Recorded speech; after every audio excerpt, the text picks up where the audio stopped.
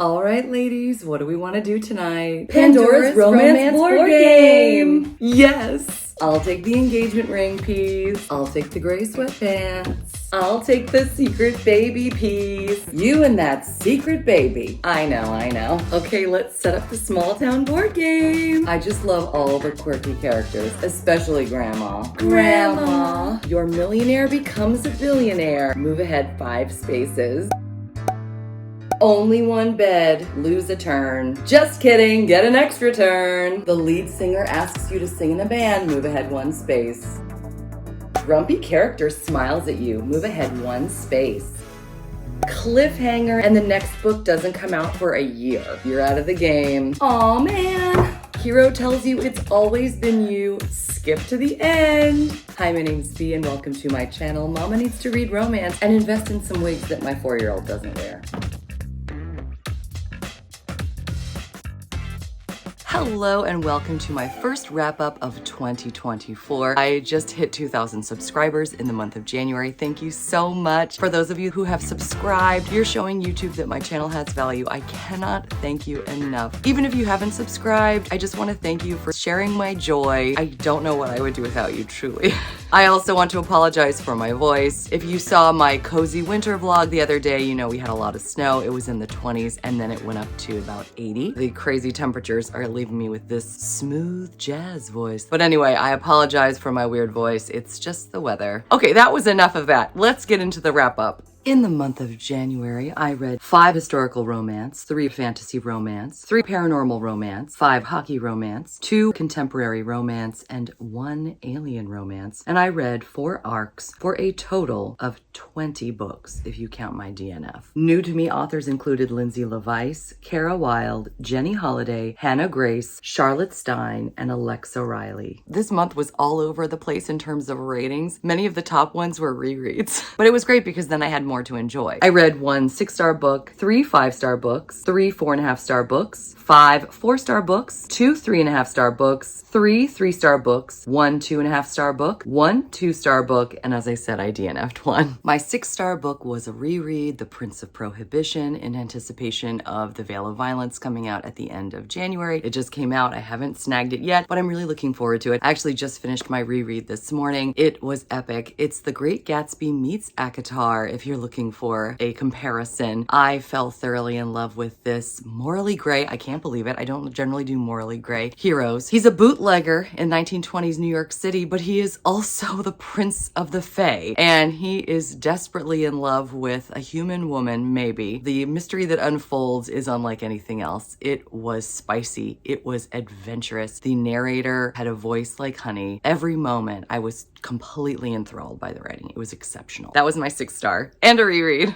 Another reread that was 5 stars for me, Devil in Winter by Lisa Kleypas. This is book 3, technically, of the Wallflower series, if you don't count Again the Magic, which you absolutely should, as the essential prequel to the series. We have Sebastian Lord St. Vincent in the ultimate redemption arc as he fights to win Evie's heart. She seems like just a shy wallflower, but she is powerful and she gets him wrapped around her finger. This former rake turned Evie worshiper had me from the beginning. Mary Jane Wells as the narrator is perfection in this book, so if you've read it but haven't listened to it, I do recommend a second go of this book with the narration. It is exceptional, and some of the scenes just about melted my AirPods. Another one of my 5-star books was again a reread. This was Life's Too Short by Abby Jimenez, the 3rd book in the Friend Zone series. I have been thoroughly enjoying rereading all of her books in anticipation of Just for the Summer, which comes out in April, and I got the arc. Yes, I know I'm saying it again. I'm sorry, I'm just so excited. I'll stop at some point.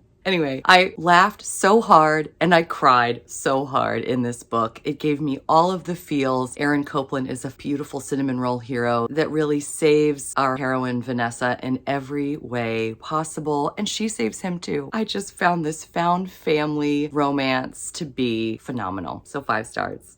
What? A book I haven't read already is a 5-star? Why, yes it is. Time to Shine by Rachel Reed. I didn't know if I would even have time for this one, and I'm so thankful that I did make time to shine to read this book. This is unlike anything I've ever read. And I would have given it 6 stars, but some of the spice was a little too much. I was talking to one of my friends online saying, I've never felt this way about a romance before, but when they were having some of their intimate times, I felt like saying, you know what, I'm just gonna go. You guys seem good. I'm just gonna I'm just gonna walk out. This is kind of a lot. I think it may just be that they felt so real, but I loved that. I loved that about it. Rachel Reed is exceptional. Casey Hicks, our hero, one of the heroes. This is an MM hockey romance, by the way. I'm sorry, I'm getting so excited. I'm going all over the place. Let me start from the beginning. We have Landon Stackhouse. He is a hockey player. He's a goalie. He's at a lower ranking hockey league and gets called up to the big leagues one day to fill in for a goalie in the NHL who is injured. Well, Landon is very much an introvert. He is closely concealing self-loathing and anxiety. He wears it like a second skin until he meets Casey Hicks, who's one of the other players on the NHL team. Casey is human sunshine. Everyone should have a Casey Hicks in their life, although he does overshare, and he is very free. The point where I'm like, wow, you're very free.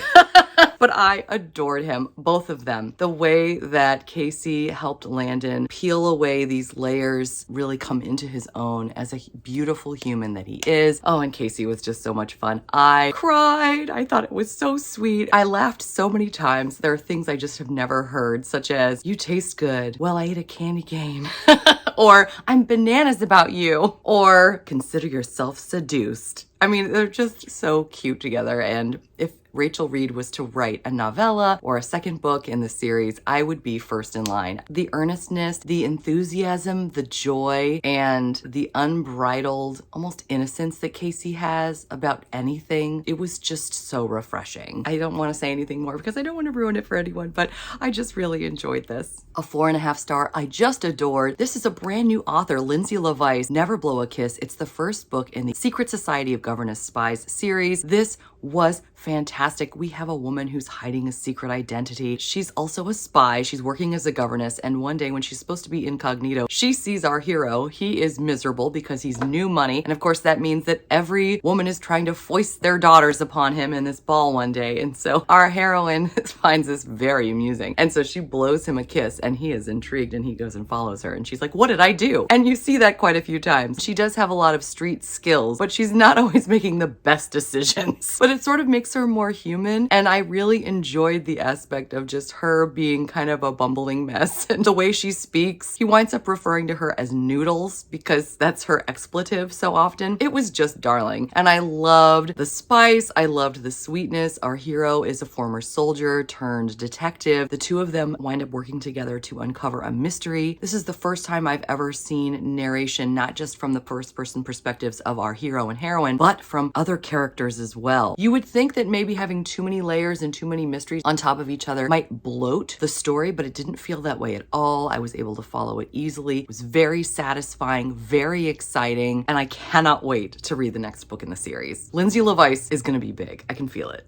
Oh man, let's talk about Aerie, another 4.5 star. This was by S.E. Wendell. It's the first book in the Broken Wings duet. We have a woman who is a knight. She actually does something that is ethically, I think, correct, but unfortunately it was illegal. So she is banished to the edges of the kingdom and is now a guard for a prisoner who's been there for a very long time. It's a dilapidated castle, and she discovers that he is one of her enemies. He's an avian named Bell. He's desperate to get out of there. There's mystery surrounding what exactly he's doing up there. He's been terribly mistreated by the wardens who have been there before. But quickly, Lena, our heroine, and Belle recognize things in one another: honor, compassion, empathy, and we see them start to fall for one another. It was a slow burn. It was very slow, especially initially. I kind of felt like some of the flashbacks broke up the momentum, which is why it wasn't a perfect 5 star, but still the payout was incredible. I really enjoyed it. It was very atmospheric. We're up in the mountains in this dilapidated castle in the wintertime. It was the perfect book for winter, in my opinion. By the end of this book, I was chomping at the bit to read Haven, which is book 2, but I had to wait.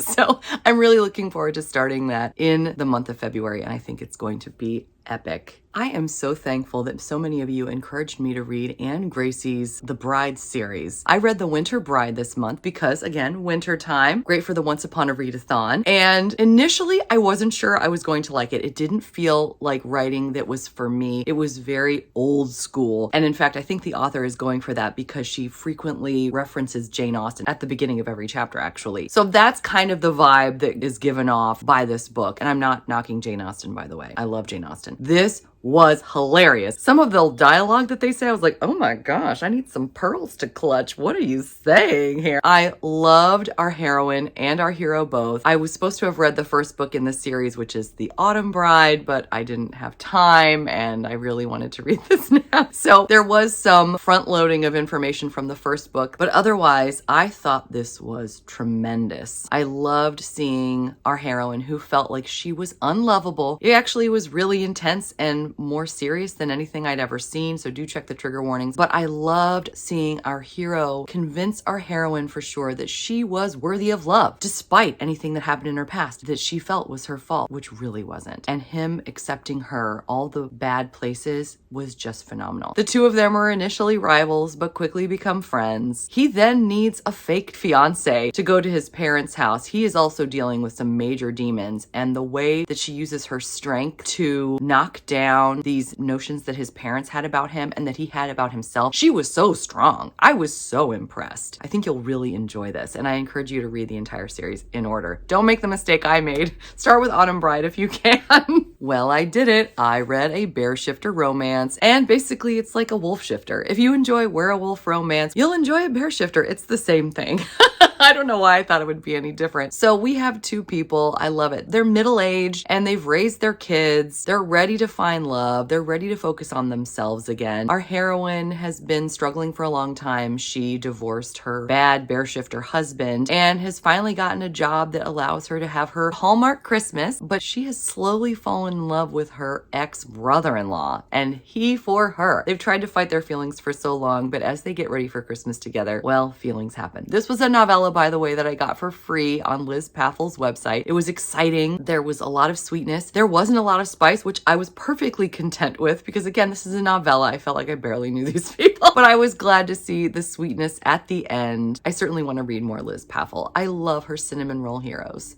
All right, so I've had a whole journey with Penelope Gerhardt. You may remember from my December wrap up, because her writing is so compelling, it's so gripping, despite the fact that there's typos everywhere. And for me, some of the spice, especially in the earlier books in the series, it was way too much. I just wanted to see what happened with the characters and their novellas. Now, what's interesting is Penelope Gerhardt is doing seasons, like television shows. So her first season of Lake Mistletoe series is 4 books. So I read the 4th one this month, The Mistletoe Grinch. She also released a prequel only in her newsletters for free. I enjoyed that as well. I'll be talking about that in a moment. Not only that, there's a spin-off series that's going to be released in February. We see the brother from The Mistletoe Grinch who has moved off to a beachy town, which I'm really excited about, actually. And she just announced that there's going to be a season 2, which kicks off in November with book 5 of the Lake Mistletoe series. It's like television combined with books, which is accurate because sometimes I feel like this is a big old soap opera. The guys are alpha mallows. I know Crystal from Crystal's Bookish Life has referred to alpha mallows. It's like they're marshmallows on the inside, but they're alphas on the outside and don't touch my woman kind of deal, which normally I don't go for. But again, there's something over the top about this that I just find so engaging and it's so much fun. So let me focus on this book, The Mistletoe Grinch. We have Henry, who we've seen in all the other books so far. He's like 6'5", he's huge. He's on the hockey team, but he's also a vet, and he's been secretly pining after, he's grumpy by the way, his sunshiny receptionist at the vet, Lola. Henry and Lola together, oh my gosh, she's just lovely. Picture her singing Call Me Maybe to a group of kittens that are named after the Backstreet Boys in the vet's office. She's just so dear, and Henry's been pining after her secretly for a very long time. There's so many cute scenes in this novella. I laughed out loud so many times. I had such a great time. Yes, it was very spicy, but I really enjoyed seeing this couple find happily ever after. It was so much fun. And yes, I'm ready for season 2. And yes, I'm ready for the spin-off series. I can't believe I'm saying that. You'll see what I mean if you read it. You'll see.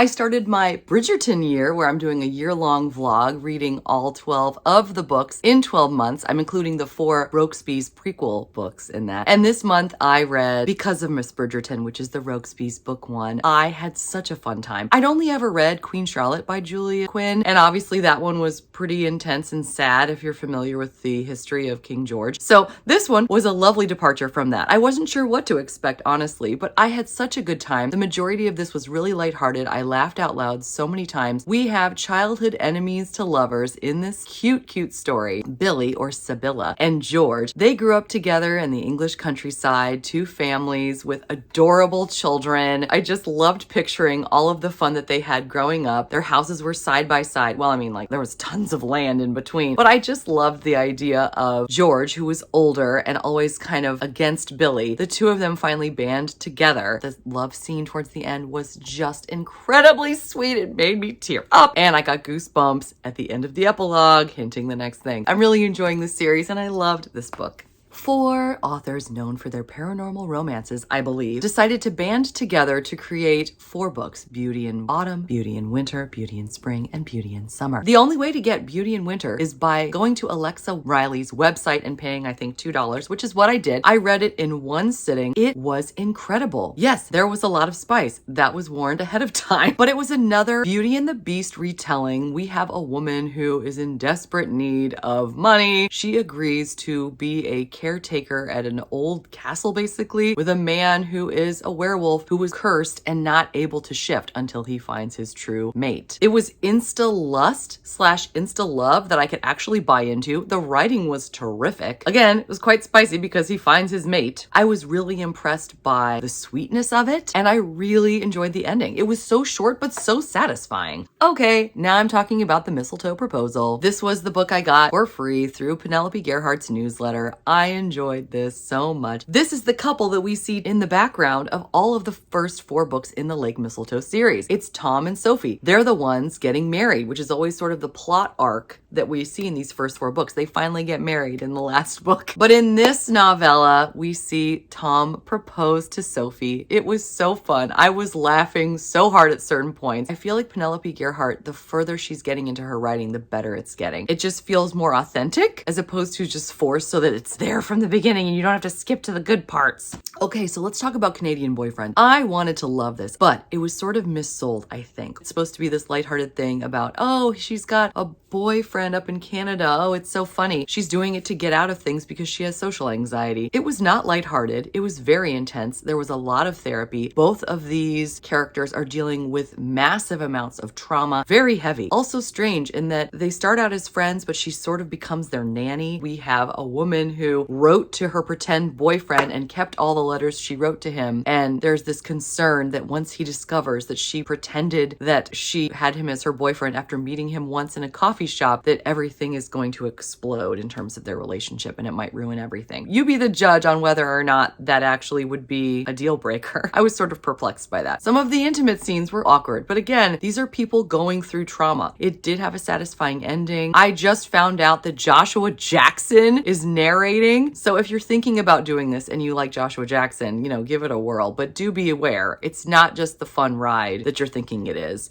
Speaking of lots of thoughts and feelings about a book, Icebreaker. This I initially DNF'd. I got about 30% in and it was so much spice and just zero emotion. I was like, this is not for me. And then we lost power one day and I was up with the kids and I needed to listen to something and I couldn't download anything new because we had no internet. So I was like, well, I do have Icebreaker on my phone. And it's amazing. Right about the 30% mark, it sort of flips the script. It becomes emotional. The two people had already gotten over their intense chemistry because they've already done that. So now they're ready to open up to one another. And it becomes this incredible, deep book about people helping one another out. Even the hockey guys, who initially I did not care for at all, show their deep devotion to our heroine. I was so impressed by the way that all of these characters really took care of one another, showed up for one another. We have 2 people that are forced to share the ice after a big accident occurs on one of the ice rinks. So figure skating and hockey is pushed together. No one is happy about it. And our enemies to lusters, to friends, to lovers, wind up working together. Nate, our hero, really does become a hero in basically every way you can expect. He saves her from her body image issues. He helps her on the ice. And there might even be a near-death situation. It's pretty intense. They became more mature as time went on, which I appreciated, and I loved the ending too. It was very sweet. So yeah, I can't believe I'm saying it. After that first 30%,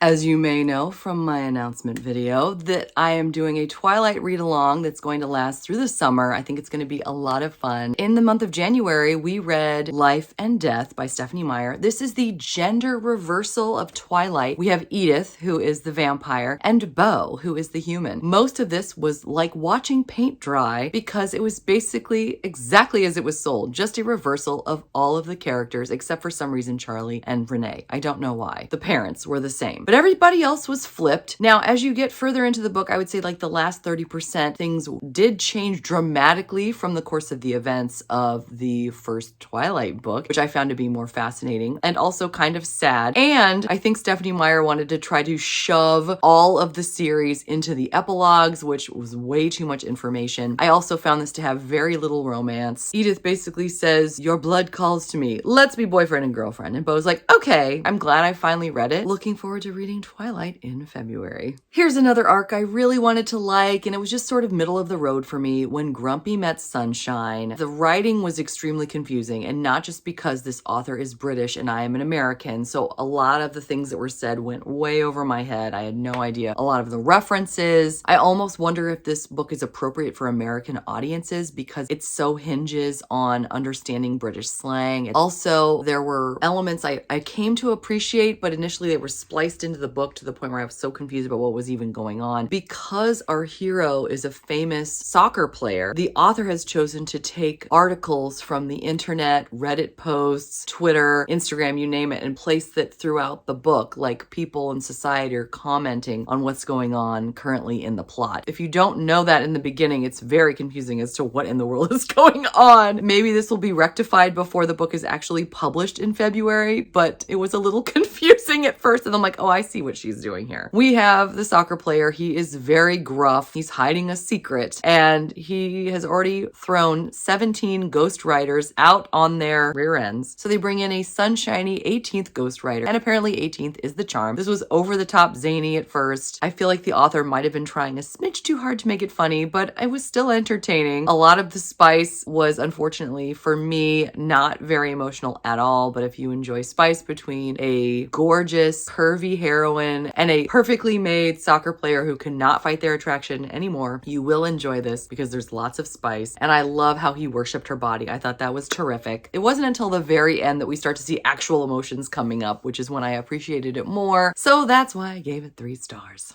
I enjoyed the first 2 books in the Sinful Spinster series by Christina Britton immensely. So when I had the chance to read the arc for the 3rd book, which is coming out in early February, The Duke's All That, I took the chance, and then I was a little disappointed. It was a 3-star, and I really wanted it to be better than it was. Some of you who joined me on one of my live streams was aware that this was what I was reading, and I was really excited about it because initially it was giving me, again, the magic vibes, because we have a woman, Serafina, who we've seen in the first 2 books. She is kind of a recluse. She's got this private life. We know she's got a lot of secrets, and one day she discovers that her husband, who we didn't know she had, found out she's not dead like he thought she was, and so this Highlander comes to claim his bride. Now he's there to get her so that they can finalize their divorce so that he can start looking for a new bride. But as they travel back to Scotland together to obtain the divorce, surprise, surprise, 1, there's only 1 bed, and 2, they discover that everything they believed about why their marriage ended wasn't true. I was so captivated by a lot of the lines. I found myself questioning our heroine's choices a lot of the time the further we got into the book. It still had a nice ending, but I wasn't as enthralled. I think I see where the author was trying to take it, trying to create this epic ending. Because I had become less of a fan of Serafina by the end, I just had a hard time enjoying this as much as I wanted to. I thought I was going to be reading Barbarian Seduction, which is book 19 of 21 of the Ice Planet Barbarian series in the month of January, but thanks to Daphne of being Daphne, she showed me through this handy dandy flowchart that I had forgotten Prison Planet Barbarian, which apparently is part of the Ristaverse and Corsair series, neither of which I've ever read, but apparently I needed to read that. And if you think that someone like me wouldn't appreciate a romance set at a scary prison where assault is being hinted at left and right, you are right.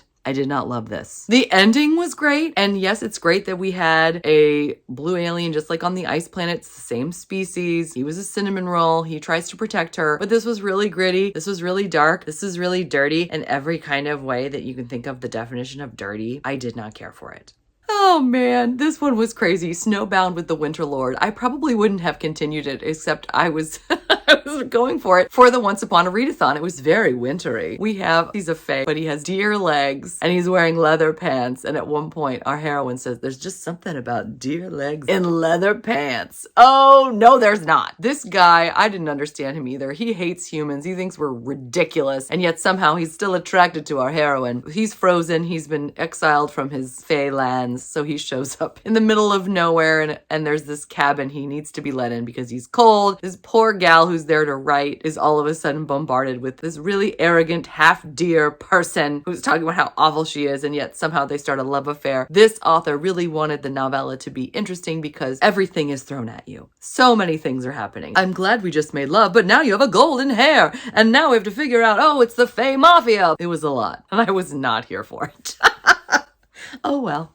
And really quickly, I'll just bring up my DNF Christmas score. It actually was just published, so it may be on some of your radars. It's part of Kindle Unlimited. If you enjoy spice that's basically just spice, go for it. We have a hockey player who's injured. He's in his home. We have a woman who has a young child and needs to work, so she goes to be the new maid. And he's not really interested in having her clean his house. I'll say that. They make a mess. I'll say that too. That's all I'm going to say.